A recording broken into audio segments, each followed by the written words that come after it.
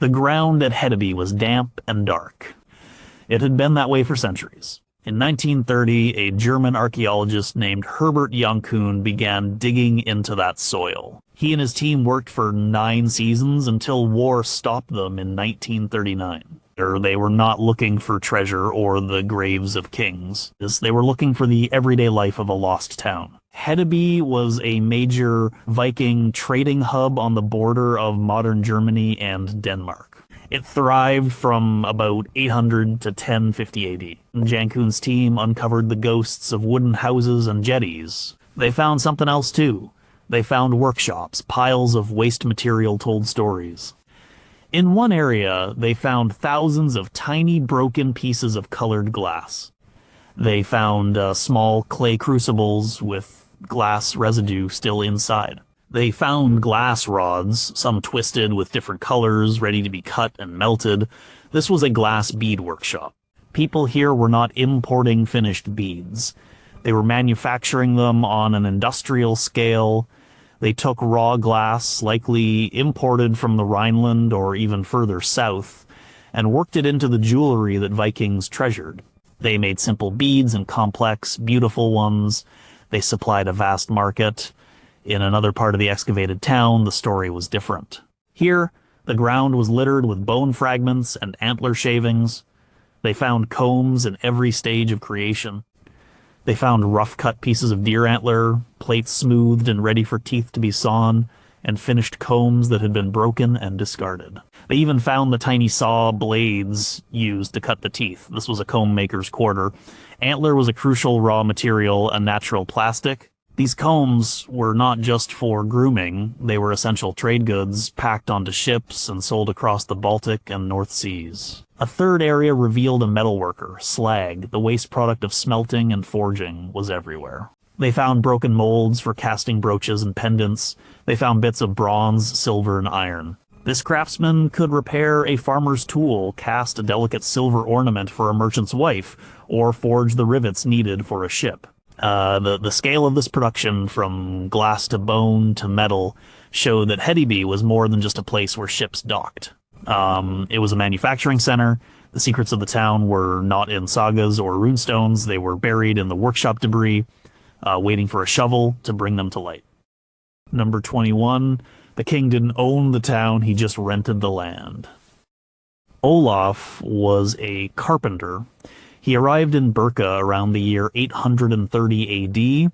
He came from the south, from Danish lands, with his wife Astrid and 2 young sons. He had his tools, a few silver coins, and a desire to build something more than farm fences. Birka was a new town, buzzing with a strange energy. Ships with square sails crowded the harbor. Men with foreign accents bartered in the marketplace. Olaf saw opportunity. But he couldn't just build a house. The land was not for the taking. He had to find the king's reeve. The reeve was a grim-faced man named Roar. He didn't own the land either.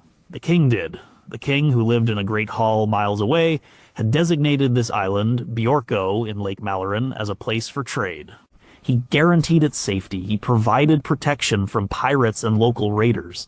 In return, he controlled the land. Olaf met Roar not in a hall, but on the edge of the newly cleared ground where the town was growing. Roar didn't ask for a purchase price. The concept was alien. Instead, he measured out a plot. It was a long, narrow rectangle, just like the others. And it was about 6 meters wide and stretched back from the path that would become a street. This was Olaf's to use. It was his for as long as he worked his trade and paid his dues. The payment was not in silver, not at first. The king demanded a land rent, a tax called the landorer. It was a yearly fee. For Olaf, it might be a promise of repair work on the king's local buildings, or a share of the things he made. For a merchant next door, it might be a length of fine Frisian cloth. This system was the secret foundation of towns like Birka and Hedeby. They were royal projects. A king like Godfred of the Danes, who reportedly founded Hedeby around 808 AD, didn't build the houses. He provided the framework. He said, "Here, you are safe. Here, you can trade, but this land is mine, and you will pay for its use." This gave the king immense power without needing to micromanage. He could encourage skilled artisans like Olaf to settle, knowing their success would enrich his own coffers. If a craftsman failed or left, the Reeve simply reassigned the plot to someone new. The houses were not permanent stone structures. They were made of wood and wattle and daub, built to last a generation, not an eternity. Olaf built his house and workshop on his rented plot. It was a simple pit house at first, dug partially into the ground for warmth. Over the years, as he prospered, he built a larger timber-framed building. He never owned the soil his house stood on. He was a tenant of the king. This is something we see in the archaeology. The plots in Hedeby and Birka are remarkably uniform in their early stages. They are laid out in a planned way, suggesting a central authority. This wasn't a chaotic squatters' camp. It was a planned commercial enterprise. The king provided the security and the real estate. The people provided the skill and the commerce. It was a fragile pact. If the king's power waned or if trade routes shifted, the town's existence was threatened. The inhabitants, with no permanent claim to the land, could and would simply leave. Olaf knew this. Every nail he hammered was an act of faith in a king he would likely never meet. Number 20. Your silk came from 1,000 graves away. Kara was the wife of a merchant in Hedeby around the year 970 AD. Her husband Sten traveled east. He went down the rivers of the Rus to the great markets where men from the caliphate brought their goods. He returned with silver dirhams, furs, and sometimes, if the journey was very good, silk. Kara had a small strip of it. It was blue, decorated with strange, winged creatures inside roundels. It was smoother than any wool or linen she had ever touched. She had it sewn as a decorative band onto the front of her best woolen dress. When she wore it in the market, other women looked. They saw the flash of color and the shimmer of the fabric. They knew it was not from here. It was a sign of Sten's success and her status. But Kara did not know the story of her silk. She did not know its true journey. She imagined it came from a rich southern land made by people her husband had met. The reality was more complex and far darker. The silk did not come from a merchant's stall in the east. At least, not originally. You know, the piece of fabric that adorned Kara's dress was likely cut from a larger garment. That garment was a kaftan, a coat worn by a Sogdian or Persian nobleman. This man might have lived in Samarkand or Bukhara along the network of trails we now call the Silk Road. The silk was woven there, or perhaps even further east, in China. It was immensely valuable, a symbol of power and connection to the imperial court. When that nobleman died, he was often buried in his finest clothes. His tomb was a treasury of textiles. But his tomb was not always safe. Centuries later, perhaps only a few generations, his grave might be opened. Not by Vikings, but by local people. They were tomb raiders. In the dry climate of Central Asia, the silk was often perfectly preserved. These raiders would take the grave goods, including the precious silk kaftans. They didn't see a sacred object. They saw a commodity.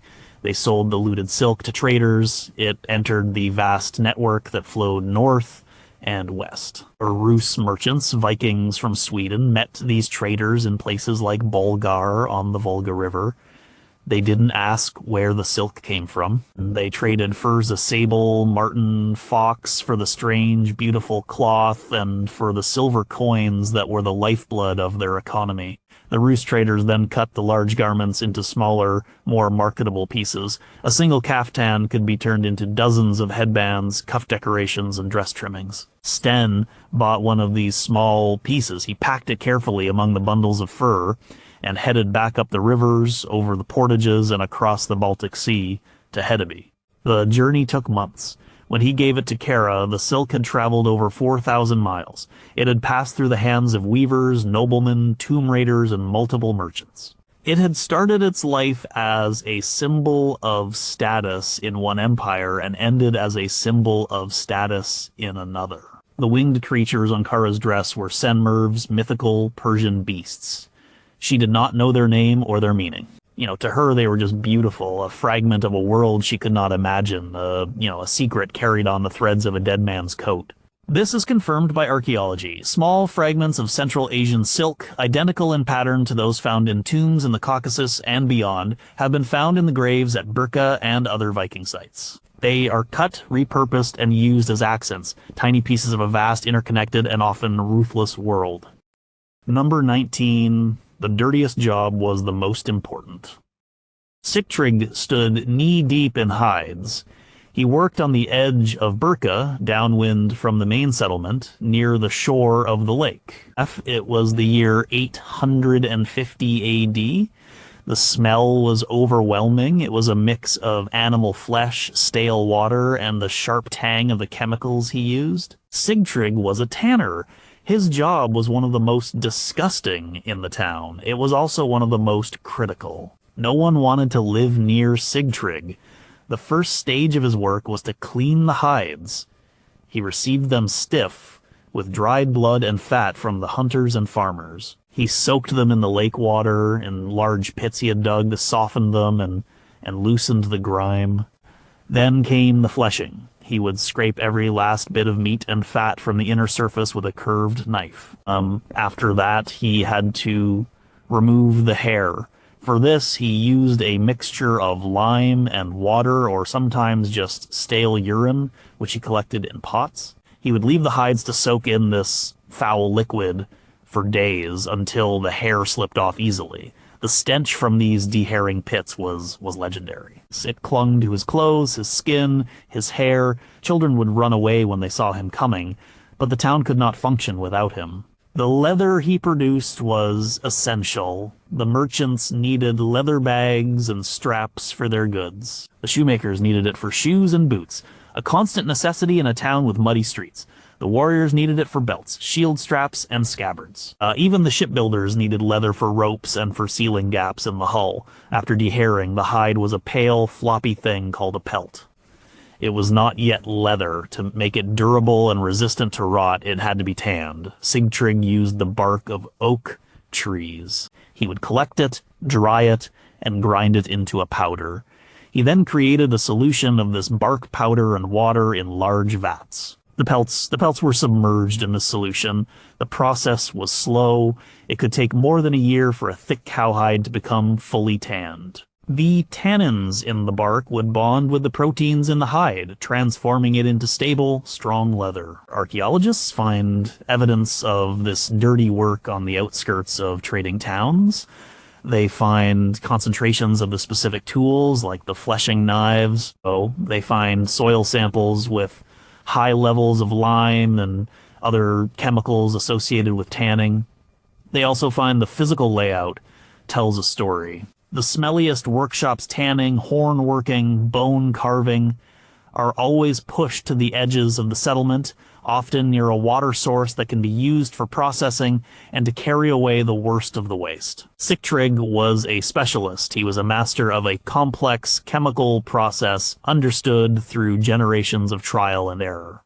He was socially on the fringes, an outcast because of the smell and the nature of his work, but he was economically central. The flow of goods through Birka, the shoes on people's feet, the very safety of the town's warriors depended on his willingness to do the dirtiest job. He turned the waste of the butcher into the foundation of commerce.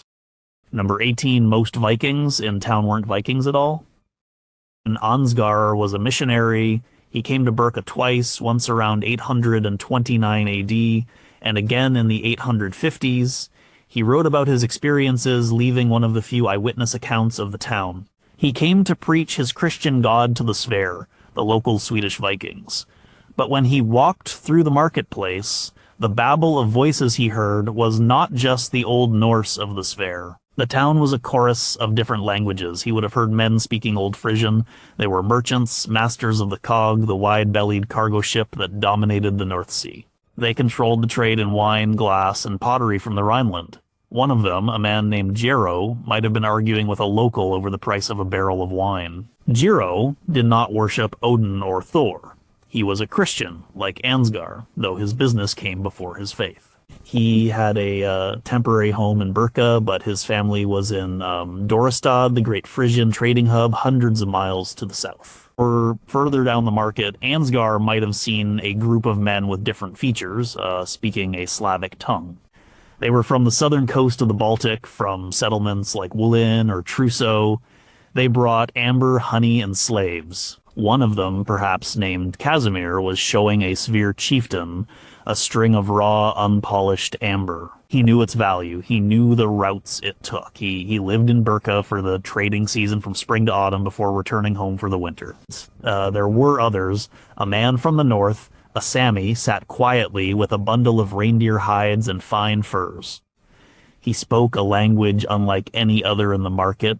He communicated with the Svir through gestures and a few shared words of Norse. He was the source of some of the most valuable goods, the winter furs that would end up in the markets of the Caliphate. And there were people from further west, a Saxon from what is now Germany, perhaps an Irish thrall, a slave captured in a raid who now worked the docks, his Gaelic prayers silent on his lips. So Birka was not a Viking town in the sense of a homogeneous settlement of Norsemen. It was a cosmopolitan port. The Vikings, in this case the Svir, provided the location and the military security. They were the landlords and the protectors. But the lifeblood of the town, the trade itself, was driven by an international community. Archaeology confirms Ansgar's observations. And pottery found at Birka comes from the Rhineland, from Slavic lands, and even further afield. The styles of jewelry show influences from the east and the south. Isotope analysis of the skeletons buried in the town's cemetery shows that a significant percentage of the population were not local. They grew up in different geological regions, drinking different water. This was the secret of these trading posts. They were magnets for talent and goods.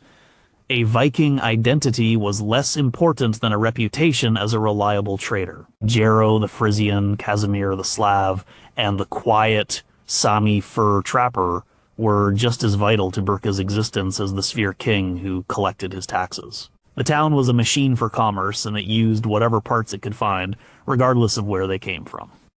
Number 17, a woman's keys meant she ran the business. Thora was buried in Hedeby around the year 900 AD. She was not buried with a sword or an axe. She was not a warrior. But the objects in her grave spoke of a different kind of power. At her waist, archaeologists found a set of keys. There was a large iron key for a heavy door or a chest.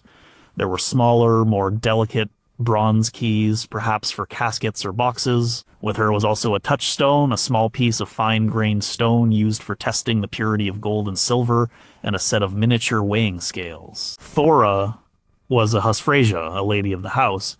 But in a trading town like Hedeby, this title meant much more than a domestic manager. The keys were not just for the pantry. In a world with no banks and few written records, the household was the business. The keys hanging from her belt unlocked the family's wealth. They opened the chests that held the hack silver, the foreign coins, and the valuable trade goods her husband brought back from his voyages. She was the gatekeeper. Her husband, Leif, might spend 6 months of the year away on a trading expedition.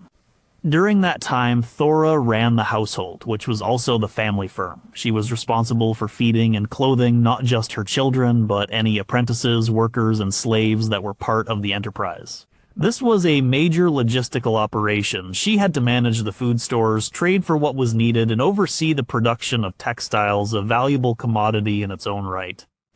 The wool had to be processed, spun, and woven, a long and skilled process that she would supervise.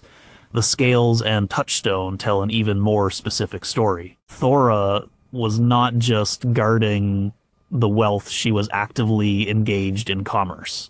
When a local farmer came to trade his surplus wool for a new iron knife, it might be Thora he dealt with, not Leif. She would use the scales to weigh out the precise amount of silver required. If a stranger offered a piece of gold in payment, she would use the touchstone, rubbing the gold on its surface and comparing the streak to known samples to determine its quality. She was the financial officer, the quality control specialist, and the head of operations. The sagas written later often speak of powerful women who manage large farms and estates while their husbands are away. The archaeological evidence from graves like Thora's shows this was a reality in the bustling commercial centers too. A woman's legal standing was significant. She could inherit property and initiate divorce. In the context of a trading town, this economic autonomy was crucial. The entire system depended on women like Thora. The long-distance trade network of the Viking Age could only function because while the men were risking their lives on the seas and rivers, the women were at home, keys at their belts, running the businesses that made it all worthwhile. Thora's grave goods were not mere symbols, they were the tools of her trade. Number 16, the money wasn't always silver. Einar the Icelander arrived in Hedeby in the autumn of 985 AD. He had a small cargo of wool and walrus hide ropes to sell. He needed to buy flour for the winter and a new iron axe. In the marketplace, he saw men using coins. They were mostly Arabic dirhams, thin silver discs covered in script he couldn't read. Some were Frankish deniers, but Einar had no coins, and many of the people he traded with didn't either, or preferred not to use them. He approached a flour merchant. The merchant, a Dane named Knud, looked at Einar's wool. They didn't haggle over a price in coins. They haggled in weight. Knud brought out a small set of folding scales made of bronze. He had a collection of lead and iron weights. Einar watched as Knud piled the wool onto one side of the scale. On the other, he placed a few weights. They agreed on a value. Then Knud measured out the flour. It was a direct barter, a simple exchange of goods. No money changed hands. For the axe, the transaction was different. The smith, a man named Bjarni, did not want wool. He wanted silver. Einar didn't have coins, but he had wealth. He pulled out a small leather pouch. Inside was a silver armband, a gift from his father. It was intricately worked, but to Einar and Bjarni, its primary value was its material. Bjarni took the armband. He also took out his scales. Then, with a small hammer and chisel, he cut a piece off the end of the armband. This was hacksilver. He placed the fragment of the armband on the scales. It was too much. He snipped off a smaller piece. He weighed it again. This time it was correct. The price of the axe was a specific weight in silver, not a specific number of coins. Bjarni took the fragment of the armband as payment. Later he would melt it down with other bits of broken jewelry and foreign coins to make something new. The original artistry of the armband was destroyed. Its identity as an object was gone. It had become raw currency. This was the reality of the Viking economy. It was a mixed system. Coins were present, especially the high-purity silver dirhams from the Abbasid Caliphate, which were valued for their reliable silver content. But they were often treated as just another form of bullion. We find hoards of coins where many have been nicked or bent, signs that people were testing the metal. Many are chopped into pieces, used as hack silver alongside fragments of brooches, rings, and ingots. In a place like Hedeby, you could see all systems working at once. Two Frisian merchants might settle a large deal using Frankish coins. A local farmer might trade a pig for a bolt of linen. A roost trader might pay for a sword with a piece of a silver neck ring. This flexibility was a strength. It allowed people from different cultures with different monetary systems to trade with each other. The common language was not the mark on a coin, but the weight on a scale. Value was ultimately measured in pure silver, regardless of the form it took. Einar left with his flour and his axe, his father's armband, a little shorter, a participant in a complex economy that ran on trussed scales and a sharp chisel. Number 15, they faked their own goods. Rorik sat in his small smoky workshop near the waterfront of Hedeby. The year was around 920 AD. The air smelled of hot metal and charcoal. Rorik was a metalsmith, but he was also, in his own way, a criminal. He was a counterfeiter. In his hand, he held a silver coin. It was an Arabic dirham, the most trusted currency in the north. It had been minted in Samarkand, thousands of miles away. Next to it on his workbench was another coin, one he had just made. To a quick glance, it looked identical. But Rorik's coin was not silver. It was a core of bronze cleverly plated with a thin layer of silver. He had learned the technique from a traveler. He would cast the bronze blank, then wrap it in a thin silver foil and heat it until the silver fused to the surface. It was a difficult process. Sometimes the silver would bubble or the bronze would melt through, but when it worked, the result was a coin that looked and felt almost like the real thing. It had the right weight and the right shine. He didn't make these to pay the king's tax. That would be too risky. The king's reeve would check the coins carefully. Instead, Rorik made them for merchants. A trader heading east could mix a few of Rorik's fakes into a large payment of real dirhams. In the rush of a big transaction at a foreign market, the fakes might pass unnoticed.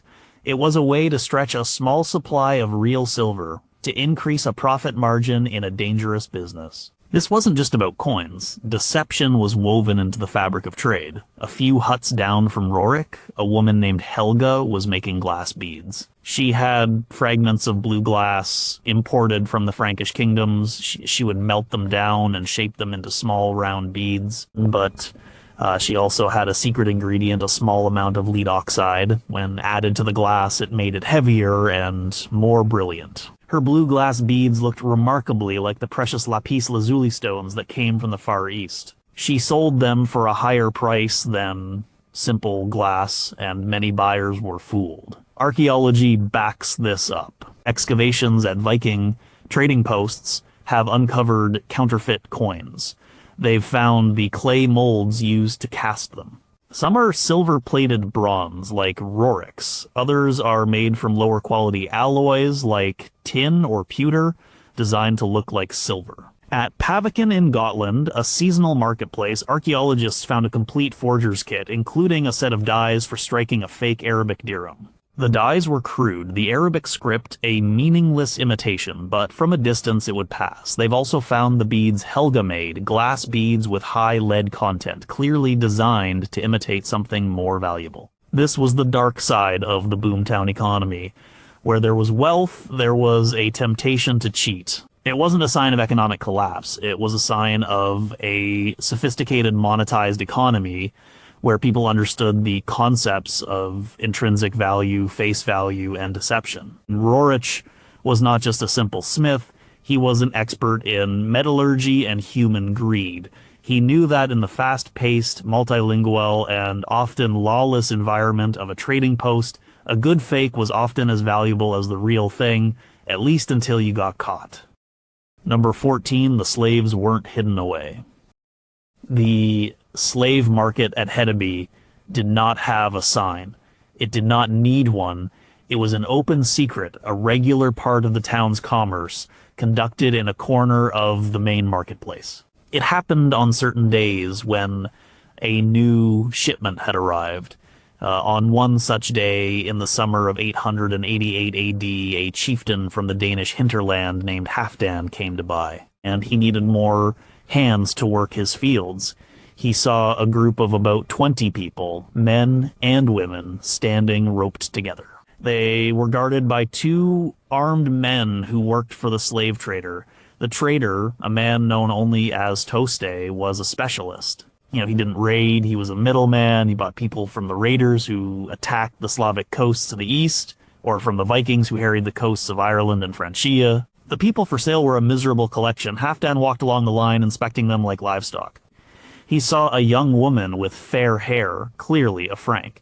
She stared at the ground, her face blank. He saw a dark-haired man with a defiant look in his eye, perhaps an Irishman. He had marks on his wrists from previous bonds. There were several Slavic families captured together, the children clinging to their mothers. They were called thralls. Halfdan was interested in a young man, strong-looking, probably about 18 years old. Toste, the trader, saw his interest. "A good worker," Toste said in Norse. "Slav, from near the Oder River. Healthy. Look at his teeth." He forced the young man's mouth open. The teeth were strong. Halfdan felt the man's arms and back, checking for muscle. The man did not resist. He had learned that resistance only brought pain. The price was negotiated, not in coins. A slave was a high-value item. Halfdan offered 2 milk cows and a young bull. Toste countered, demanding a silver neck ring as well. They argued for a few minutes before settling on the cattle and a small silver ingot, which Toste weighed carefully on his scales. The deal was done. The young man's rope was untied from the main line, and he was handed over to Halfdan's men. He had a new owner. He did not know where he was going or what his life would be. He had lost his name, his family, and his freedom in the Hedeby market. The slave trade was a fundamental pillar of the Viking economy. It is a reality often glossed over. The Arabic merchant Ibrahim ibn Yaqub, who visited Hedeby in the 10th century, remarked on the town. But it was another Arab traveler, Ibn Fadlan, who described the Rus slave traders on the Volga in brutal detail. The wealth that built the trading towns came not just from furs and amber, but from human beings. Thralls were a major export. They were sold south to the Caliphate and across Europe. Archaeological evidence for slavery is difficult to find directly, and skeletons do not announce their legal status, but we find mass graves with signs of violent death, potential victims of raids. We find burial sites where a wealthy individual is buried with other individuals who appear to have been sacrificed, as described by Ibn Fadlan. And we find the tools of restraint iron collars and manacles have been discovered at sites like Birka.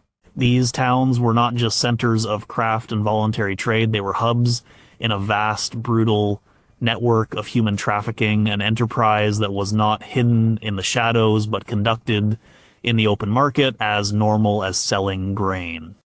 Number 13, the law was decided by a shouting match. A crowd had gathered at the Thing Mound just outside Birka. It was a low, grassy hill, a natural amphitheater. The year was about 870 AD. Two men stood in the center. One was a merchant named Fingair. The other was a shipwright named Ketil. Fingair was accusing Ketil of selling him a ship with a rotten keel, a defect that was hidden with pitch and only discovered during the first storm. As he had lost half his cargo, he was demanding compensation. There was no judge in a black robe. There was no courthouse. Justice in a Viking trading town was a public affair. The assembly, the thing, was open to all free men of the town. They sat or stood on the slopes of the mound, murmuring to each other. The ultimate authority was not a single person, but the community itself, guided by the law. The law was not written in a book. It was memorized. The most important man here was the law speaker, an old man named Ulf. And it was his job to know the laws of the sphere, passed down through generations. He did not decide the case. His role was to recite the relevant laws for all to hear. He stood, and in a loud voice, he declared the law concerning hidden defects in a sale. He outlined the proper procedure for making a claim and the required number of witnesses. First, Fingair presented his case. He spoke loudly, his voice filled with anger. He described the ship, the storm, and the lost goods. He called two of his crewmen as witnesses. They came forward and swore an oath on a sacred arm ring held by the law speaker that they had seen the rotten wood. Swearing a false oath was a terrible crime, one that would make them outcasts. Then it was Ketil's turn. He was a big man with a booming voice. He shouted that the ship was sound when he sold it. He claimed Fingair had overloaded it and sailed recklessly. He brought his own witnesses, two men who had helped him build the ship. They swore on the same ring that the keel was made of good oak. The crowd listened. They were the jury. They weighed the words, the reputations of the men, and the credibility of the witnesses. They began to shout their own opinions. Some supported Fingair, a respected merchant. Others sided with Ketil, a local craftsman known for his solid work. The shouting grew louder. It was a chaotic, democratic process. The law provided the structure, but the verdict came from the consensus of the community. Finally, a group of the most respected elders and chieftains in the town conferred. They listened to the mood of the crowd. They debated among themselves. They were not formal judges, but their opinion carried great weight. After a long discussion, one of them stepped forward. He announced the judgment. Ketil was to repay Fingair half the value of the lost cargo. The ship was deemed to have been faulty, but Fingair was also held partly responsible for not inspecting it more carefully. It was a compromise designed to restore social harmony rather than to punish. Both men had to accept it. To defy the judgment of the thing was to defy the entire community. You could be declared an outlaw, a man without legal protection, whom anyone could kill without penalty. Ikatil grumbled, but he agreed. Finger was not fully satisfied, but he too accepted the verdict. The crowd dispersed. The law, a messy and loud affair, had been upheld. This system, found at all major Viking settlements, was how these volatile, multicultural towns maintained order without a police force or a king on a throne. Number 12. Their best defense was a ditch full of water. Hedeby sat in a precarious position. It was at the southern base of the Jutland Peninsula at the narrowest point. This was a bottleneck, a place of immense strategic importance.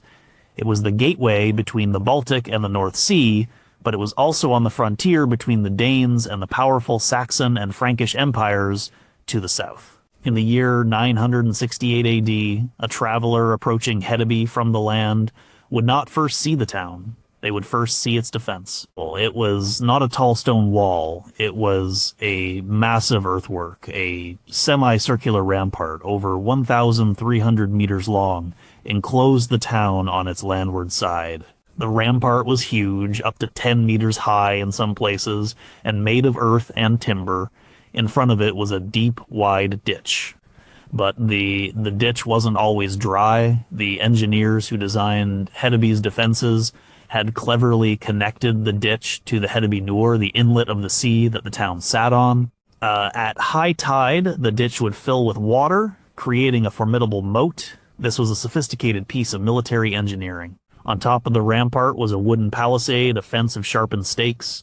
The only way into the town by land was through one of a few heavily guarded gates. This system was designed to stop a large organized army, the kind the Franks or Saxons could field. You know, it was far more than what was needed to stop a casual raiding party, but the semicircular wall was only part of the story. Hedeby was the southern anchor of a much larger defensive system, the Danevirke. This was a series of walls and ditches that stretched for 30 kilometers across the entire peninsula, from the marshes in the west to the Schleifjord, where Hedeby was located, in the east. The Danvirke had been started centuries earlier, but the Viking kings, especially in the 10th century, expanded and strengthened it massively. It was the national defense of Denmark. A soldier named Rolf might have stood watch on the rampart overlooking Hedeby. He would have been part of the town's garrison responsible for its defense. He would not have been a professional soldier in the modern sense. He was likely a local man, obligated to serve the king who protected the town. His view would have been of the wall stretching west, a man-made barrier across the landscape. He knew that the town's prosperity depended entirely on this shield of earth and wood. The defenses were not static. Archaeology has shown that the Danvirke and the Hedeby rampart were rebuilt and improved multiple times. New layers of earth were added. The timber palisades were replaced, gates were strengthened. This was a constant investment of labor and resources. It shows that the threat from the south was real and persistent. The defense wasn't just physical. A fleet of ships was always present in the harbor. These ships could defend the town from sea-borne attack, but they could also be used to project power, to raid enemy coasts, or to escort valuable merchant convoys. The combination of the fleet and the massive land wall made Hedeby a true fortress. Its wealth was not left to chance. It was protected by ditches full of seawater and miles of engineered earth, a testament to the Danes' organizational power and their constant awareness of the dangerous world just beyond their borders. Number 11, you could buy a spell at the market. Inga did not go to the blacksmith or the potter. She walked to a small stall in a quieter corner of the Birka market. The woman who sat there was old. Her name was Grima. She did not sell anything practical. She sold magic. It was the year 910 AD, and Inga's son was sick with a fever that would not break. The local healer's herbs had done nothing. Inga was desperate. Grima's stall was not filled with dramatic things. There were bowls of dried herbs, strings of animal teeth, and small, flat pieces of carved bone. Inga explained her problem in a low voice. Grima listened, her eyes closed, then she picked up a small, thin piece of lead. With a sharp iron stylus, she began to scratch runes into the soft metal. She did not chant loudly. She murmured, her voice a low hum. The runes were not a message to be read. They were a tool to channel power. She scratched a combination of symbols meant to ward off illness and evil spirits. When she was finished, she rolled the small piece of lead into a tight scroll. She told Inga to wear it in a pouch around her neck, but never to open it. To unroll it would be to release the spell. Inga gave the old woman a small silver coin, a high price for a tiny piece of lead. She took the amulet and hurried home, her hope renewed. This was not a hidden, forbidden practice. It was a visible part of life. While the great gods like Odin and Thor were worshipped at major festivals, day-to-day spiritual needs were often met by practitioners like Grima. They dealt in Sidir and Galder, the practical magic of spells, curses, and protections. They were a part of the local economy. We find their products in the ground. Archaeologists have discovered numerous amulets from Viking trading posts. Miniature Thors, hammers, Mjolnir were common, worn for protection, but more personal, specific spells are also found. Small lead scrolls, just like the one Grima made, have been unearthed. When carefully unrolled by conservators, they are found to be covered in runic inscriptions that are often gibberish or magical formulas, not readable text. They were pure magic. In Hedeby, a small metal plaque was found. It was a curse written in runes, calling for the gods to strike down a man named Thorfast. It was likely commissioned by a business rival, a visible sign of the fierce competition in the town. Spells were used for everything. A merchant might buy an amulet to ensure a safe voyage. A farmer might buy one to protect his cattle. A young man might seek a love charm. These practitioners were often women, known as a vulva or seidkona. They held an ambiguous place in society. They were respected and feared. Their power was real to the people of the time. They were specialists, just like the comb maker or the bead maker. They provided a service for a fee. When Inga paid Grima for the lead amulet, it was a simple commercial transaction. She was buying not just a piece of metal, but a sliver of control over a dangerous and uncertain world. In the bustling, rational world of weights and measures, there was still a thriving market for the supernatural. Number 10, a broken pot was a political statement. Sven was a merchant in Hedeby living around the year 850 AD. When he ate his evening meal of stew, he ate it from a clay pot. The pot was simple, globular, and undecorated. It was a type archaeologists would later call Baltic ware. It was made locally or perhaps a short distance away on the Baltic coast. It was cheap, functional, and what everyone in his part of town used. One day, a new neighbor moved into the plot next to his. The man's name was Dietrich. He was a trader from the south, from near Dorestad. Sven noticed that Dietrich's family did not use the same kind of pottery. Their pots were different. They were made on a fast potter's wheel, resulting in a thin, elegant shape. The clay was a lighter color. Sometimes they had painted decorations or a glossy glaze. This was Rhenish ware made in the workshops along the Rhine River. It was more expensive and had to be imported. This was not just a matter of taste. The pot on your table said something about you. For Sven, his simple handmade pot signaled his connection to the local Danish and Baltic culture. It was the pottery of his ancestors. It was familiar. For Dietrich, the Rhenish pot was a link to his home.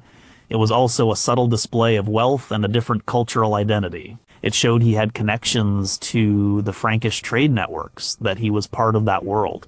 Archaeologists see this pattern clearly in the dirt of Hedeby. In the early years of the settlement, locally made Slavic and Scandinavian pottery dominates. But as the town grows and its connections to the south and west deepen, more and more imported pottery appears. They can map the distribution. In certain areas of the town, perhaps where Frisian or Saxon merchants lived, the percentage of imported Rhenish ware is much higher. In other areas, the local Baltic ware remains supreme. A broken piece of pottery, a sherd, becomes a clue. It is a data point. When thousands of these sherds are collected, mapped, and analyzed, they create a picture of the town's social and political landscape. The arrival of a new pottery type can signal the opening of a new trade route. A sudden increase in Frankish pottery might coincide with a period of peace and trade agreements with the Carolingian Empire. A decline in that same pottery could indicate conflict and closed borders. The choice of what pot to buy in the market was a small, personal decision. But it was also a political and economic one. It was a vote of sorts. Buying the local pot supported the local economy and affirmed a local identity. Buying the imported pot flaunted wealth, displayed foreign connections, and supported the long-distance trade networks. The daily life of the town, the small choices of hundreds of people like Sven and Dietrich, created a pattern of consumption. And that pattern, preserved in the broken fragments of their everyday dishes, tells a story about who they were, where they came from, and where their allegiances lay. Number 9. The smells told you where you were. Astrid walked through Hedeby on a summer morning in 940 AD. She didn't need to look at signs to know where she was. She could navigate the town by its smells. She started at her home near the northern gate. The air here was filled with the familiar smells of domestic life wood smoke from the hearths, the scent of baking bread, and the sharp odor of the family's small goat in its pen behind the house. As she walked south, down the main track towards the harbor, the smells changed. She entered the district of the comb makers. Here, the dominant scent was the unique, slightly sweet smell of heated antler mixed with the dust from sawing. It was a dry, workshop smell. It clung to the clothes of the men who worked there, a permanent perfume of their trade. A little further on, the smellscape shifted dramatically. She was nearing the tanner's quarter on the western edge of the town. A foul, overpowering stench began to fill her nose. It was the smell of rotting hides, ammonia from the urine vats used for deherring, and the bitter, earthy scent of the oak bark tanning pits. She held a cloth over her nose and walked faster. Everyone avoided this part of town unless they had business there. Finally, she reached the harbor. This was the most complex and exciting place in Hedeby. Here, 1,000 smells mixed together. The sharp, clean scent of salt and seaweed from the fjord, the smell of wet wool from a bale just unloaded from a Norwegian ship. The heavy, greasy smell of tar, constantly being heated in big pots to caulk the seams of the ships. A whiff of spices, perhaps cloves or pepper, from a merchant who traded with the East. The smell of fish, laid out on racks to dry in the sun. And underneath it all, the smell of people from all over the known world, a mix of sweat, damp wool, and foreign foods. The sensory map was how people experienced their towns. We see the rational grid of property plots in the archaeology, but the lived experience was a flow of sounds and smells. The location of workshops was not random. The noisiest and smelliest industries were deliberately placed on the peripheries, downwind or downstream from the main residential areas. This was a form of early urban zoning, driven by the practical need to make the town livable. Archaeologists are now trying to reconstruct these lost smells. Through chemical analysis of soil samples from workshop floors, they can identify the residues of specific activities. At high phosphate levels can indicate butchering or waste dumps. Traces of certain chemicals point to tanning. The physical debris, antler shavings, slag, glass fragments fills in the rest of the picture. By combining this evidence, they can create a map not just of what the town looked like, but what it smelled like. For Astrid, the smell of hot antler meant she was almost at the beadmaker's shop where she needed to buy a gift. The stench of the tanneries warned her she had taken a wrong turn. The rich, complex smells of the harbor told her she had arrived at the heart of her world. It was a form of knowledge we have almost completely lost. Number 8. The real power broker was a Frisian in a flat-bottomed boat.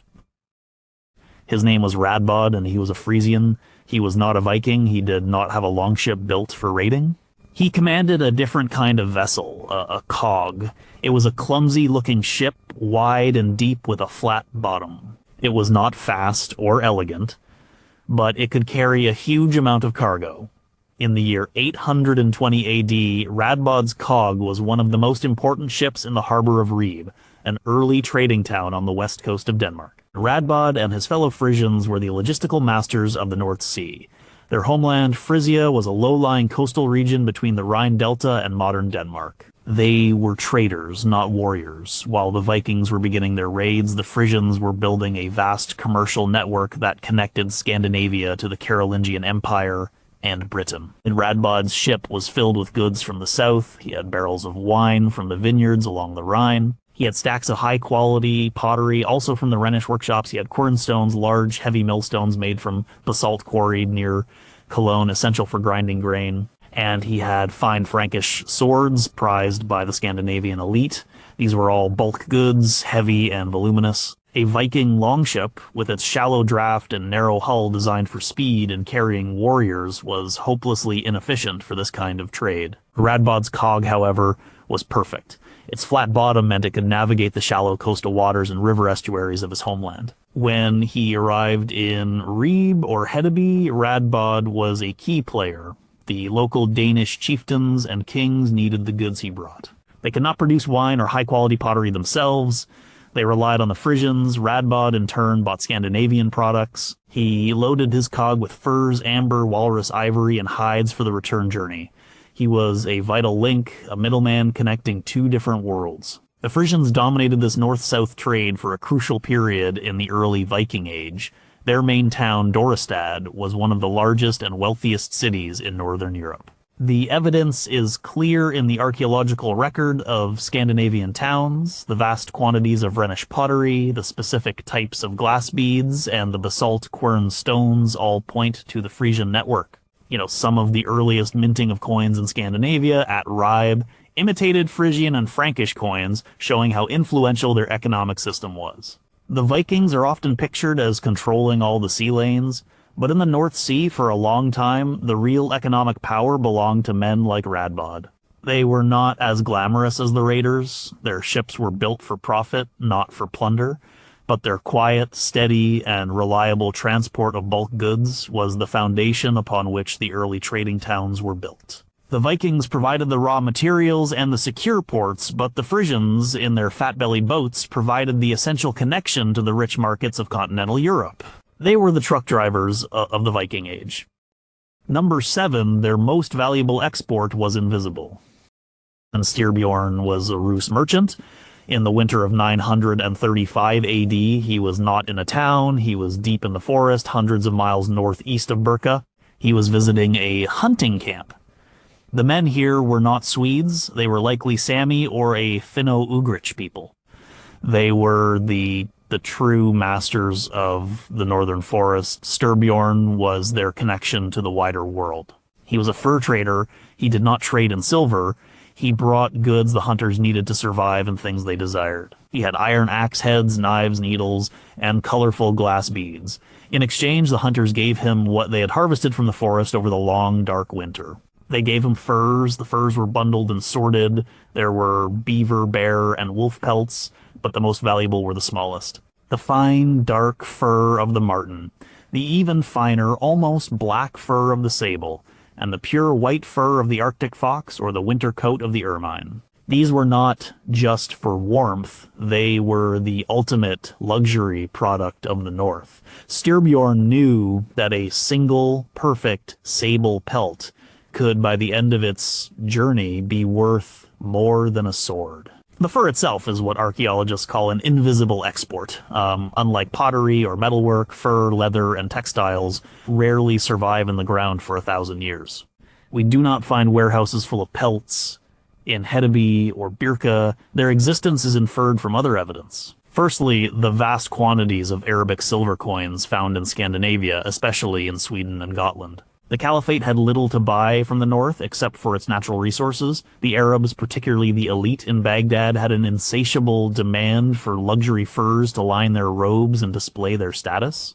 The silver flowed north in exchange for the furs that flowed south. Secondly, written accounts, like those of Arab diplomats and merchants, specifically describe the trade in furs from the land of the Rus and the north. They speak of the fine quality of the marten and sable. They detail the trade routes down the Russian rivers. The trade network that brought the furs to market was immense. It began with the indigenous hunters in the vast, sparsely populated forests of northern Scandinavia and Russia. These hunters then traded with Scandinavian middlemen like Styrbjorn. Styrbjorn would then transport the furs by boat and sled to a major trading post like Birka or Staraya Ladoga. There, the furs would be sold to other merchants who would take them down the Dnieper to the Black Sea in Constantinople, or down the Volga to the Caspian Sea in the markets of the Caliphate. This entire economic chain, which funneled immense wealth into Scandinavia, depended on the skill of a hunter in a remote forest. It depended on his knowledge of animal tracks, of trap setting, of the right way to skin and prepare a pelt. The bustling markets of Birka, the impressive hoards of silver, the very impetus for the eastward expansion of the Swedes, was built on the foundation of this invisible trade, on the soft, light, and incredibly valuable skins of small forest animals. Number 6, a child's toy, was a training tool. Solveig was 7 years old. She lived in a small house near the ramparts of Hedeby in the late 10th century. And her father was a ship's captain. He was off and away. Solveig did not have many possessions, but her favorite was a small wooden boat. It was about the length of her forearm, carved from a single piece of pine. It had a hole in the middle for a mast and a crudely carved dragon's head at the prow. She played with it in the puddles after a rainstorm, or in a shallow basin of water her mother filled for her. She would imagine it was her father's ship, a great Nar, a deep-sea cargo vessel. She would float leaves on the water and pretend they were ships from other lands. She learned how the boat tilted when she put a small stone in it, how it caught the wind if she stuck a feather in the mast hole. Her play was an imitation of the world around her. Hedeby was a town of ships. The harbor was its heart. Her father's life and the family's fortune depended on his skill with a real ship. A few houses away lived a boy named Ulf. His father was a warrior in the king's service. Ulf did not have a toy boat. He had a small wooden sword and a round shield made from a disc of wood. They were not sharp or strong enough to hurt anyone, but they were a perfect copy of the real things. He and his friends would have mock battles in the streets, practicing the moves they saw the real warriors drill. They learned how to hold the shield to cover their body, how to swing the sword without losing their balance. These were not just toys, they were educational tools. In a society without formal schools, children learned by imitation and play. The toys they were given directed their learning towards the skills they would need as adults. A girl like Solveig, who might one day manage the business side of her husband's shipping enterprise, learned the basics of boats and trade through her play. And a boy like Ulf was being prepared for the life of a warrior, learning the fundamentals of combat long before he ever held a real iron sword. Archaeologists find these toys in the ground. They have found small, masterfully carved wooden boats at various Viking sites. They have found miniature wooden swords. They have also found other toy-like objects, small clay animals, spinning tops made of bone, and dice for games. In Lund, Sweden, they found a small toy horse with wheels. These finds give us a rare glimpse into the lives of children. They also show us how a culture transmits its core values and skills to the next generation. The Viking world was one of ships and swords. It was a world of trade and conflict. The toys given to children were not random. They were a deliberate, if subconscious, form of training. The play of children in the muddy streets of Hedeby was a direct reflection of the serious business of the adults in the harbor and on the ramparts. Solveig's little boat was the first step on a journey into a world defined by the sea. Ulf's wooden sword was the first step into a world where martial skill could mean the difference between life and death. Number 5, the town plot, was a strict grid. When Eric the house builder was given his plot of land in Hedeby around 900 AD, he was not told to build wherever he liked. He was shown a very specific piece of ground. It was a long, narrow rectangle. It fronted directly onto the wooden boardwalk that served as a street. The plot was exactly 7.5 meters wide. His neighbor's plot was the same width. and the neighbor on the other side the same. Eric's plot stretched back a long way from the street, perhaps 30 meters. This was his space. He had to fit everything into this narrow strip. At the front, right on the street, he built his workshop. This was his public face, where he could display his goods and deal with customers. Behind the workshop, he built his house where his family lived, and at the very back of the long plot, he built a small shed for animals and a pit for rubbish. This was the standard layout. The archaeology of Hedeby has revealed this surprisingly orderly plan. The town was not a chaotic jumble of houses that grew organically. It was a planned settlement. The land was surveyed and divided into these standardized parcels, known as parcellation. The streets, often paved with wooden planks, were laid out first, and then the plots were measured along them. This rigid grid system is a feature of many of the new trading towns of the Viking Age. We see it in Ribe, in Birka, and in Dublin. This layout had several advantages. It was an efficient use of space, allowing a large number of people to live and work in a small, defensible area. Giving every plot direct access to the street was vital for commerce. A merchant could unload goods directly into his workshop. A craftsman could easily attract the attention of passers-by. The system also suggests a strong central authority. This was not a squatter's camp. Someone, likely the king or his representative, had the power to plan the town, survey the land, and assign the plots. This authority also likely enforced the rules. You couldn't build out into the street. You had to maintain your section of the boardwalk. This level of urban planning runs counter to the popular image of Vikings as chaotic raiders. In their commercial ventures, they were organized and methodical. For Eric, living in this long, narrow plot shaped his daily life. His world was linear. He moved from the public space of the street and workshop to the private space of the house to the functional space of the backyard. His children played in the narrow alley between his house and his neighbors. The design of the town enforced a certain kind of social interaction, with life focused on the bustling street at the front of the plot. The strict grid was not just about economic efficiency. It was a social engineering project, creating a town that was purpose-built for one-thing trade. Number 4, they paid taxes in antlers.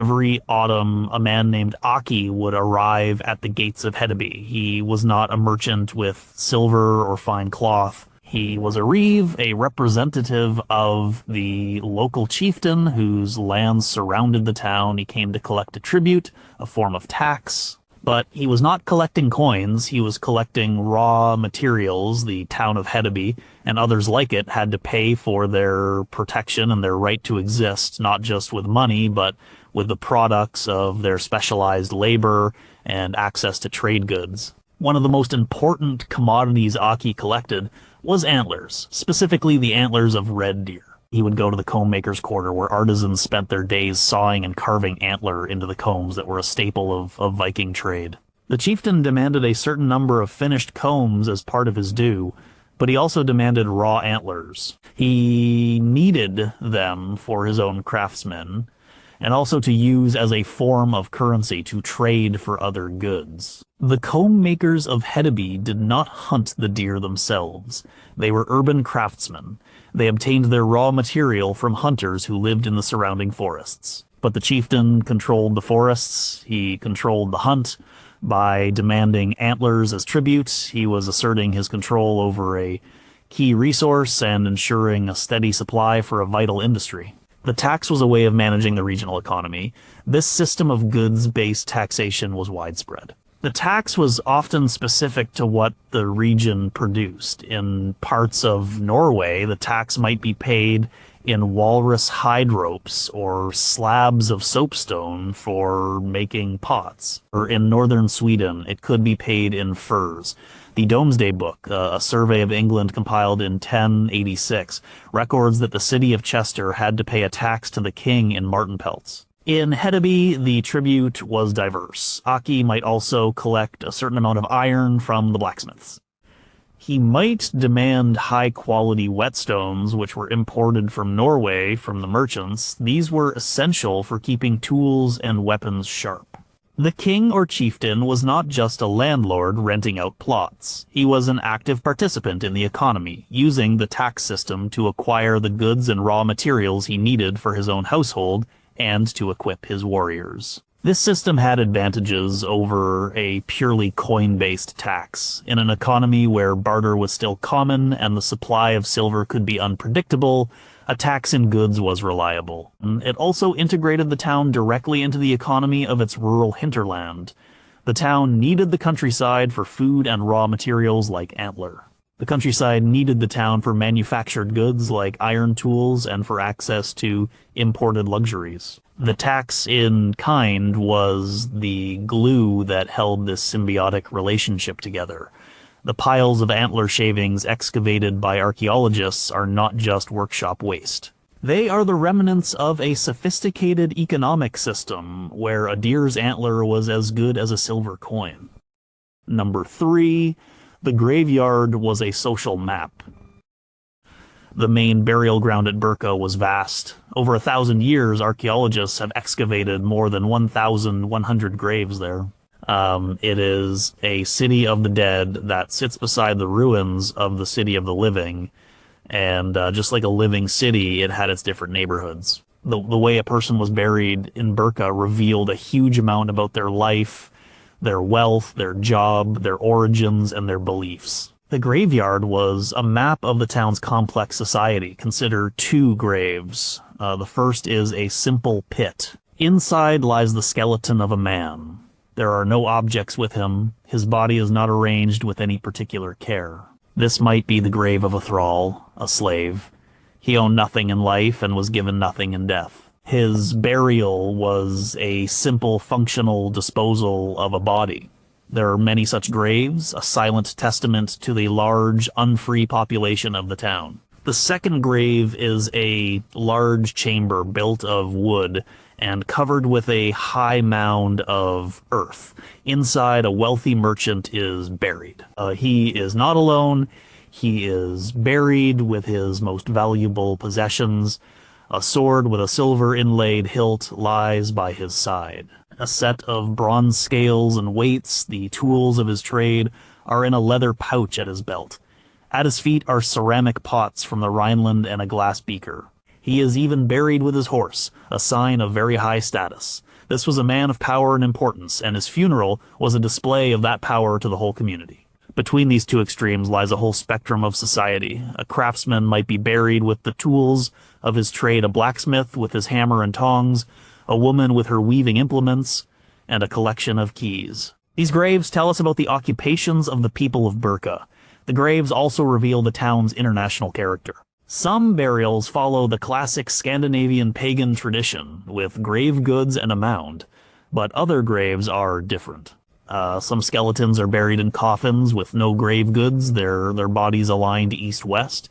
These are Christian burials, the graves of Frisian or Saxon merchants or early local converts. Their simple graves stand in stark contrast to the ostentatious pagan burials next to them, showing 2 very different belief systems coexisting in the same town. An isotope analysis of the tooth enamel of the skeletons can even tell us where a person grew up, confirming that many of the people buried at Birka came from far away. One of the most famous graves, BJ 581, was long thought to be the ultimate male warrior burial, with a full set of weapons, 2 horses, and a board game. A recent osteological and DNA analysis, however, revealed the skeleton belonged to a woman. This discovery has challenged many assumptions about gender roles and military authority in Viking society, showing that a woman could be afforded the highest martial honors in death. By walking through the cemetery and analyzing the graves, we can reconstruct the social structure of Birka. We see the vast gap between the rich and the poor, the slave and the master. We see the different jobs people did, the different gods they worshipped, and the different lands they came from. The graveyard is not a random collection of bones, it is a carefully structured archive of a lost society. Number 2, a ship was built to be taken apart. Oleg was a trader from the land of the Rus. His ship was his life. In the year 907 AD, he was part of a fleet sailing down the Dnieper River towards the Black Sea. His goal was Constantinople, the great city the Norse called Miklagard. His ship was a type of longship, but it was also a cargo vessel laden with furs and slaves to trade. The river was his highway, but the highway had a major obstacle. The Dnieper was blocked by a series of rapids, a stretch of churning water, and rocks that was impossible to navigate. The Rus had a name for it. They called it the Neoset, the insatiable rapid. To get past it, they had to get out of the river. They had to carry their ships and all their cargo overland. This was a process called portage. Oleg's ship was built for this. While it was strong enough for the open sea, it was also surprisingly light for its size. The planks of the hull were not thick, heavy timbers. They were thin, split oak boards lashed to the frame with ropes made of spruce root. This made the ship flexible and resilient, but it also kept the weight down. The ship's mast could be unstepped, taken down, and laid along the deck. The rudder could be removed. The cargo, of course, had to be unloaded and carried by the crew and the slaves. Then came the hard part. Oleg and his crew would use logs as rollers. They would lever the ship out of the water and onto the rollers. Then, with sheer muscle power, they would haul the vessel inch by inch over the land through the forest until they reached a point on the river below the rapids. It was a grueling, dangerous process. Local tribes, the Pechenegs, knew about these portage points and would often lie in wait to ambush the traders. This need to be portable influenced Viking ship design profoundly. It was a trade-off. A heavier, more robust ship might be safer at sea, but it would be impossible to portage. The classic Viking ship, with its clinker-built hull, where the planks overlap and its flexible construction, was an elegant solution to a complex engineering problem. It had to be a master of two environments, the open ocean and the overland trail. The portage system was the key that unlocked the east. It allowed the Swedish Vikings, the Rus, to create a trade route that stretched from the Baltic all the way to the Byzantine Empire and the Caliphate. Without ships that could be dragged across land, the river networks of Eastern Europe would have been impassable.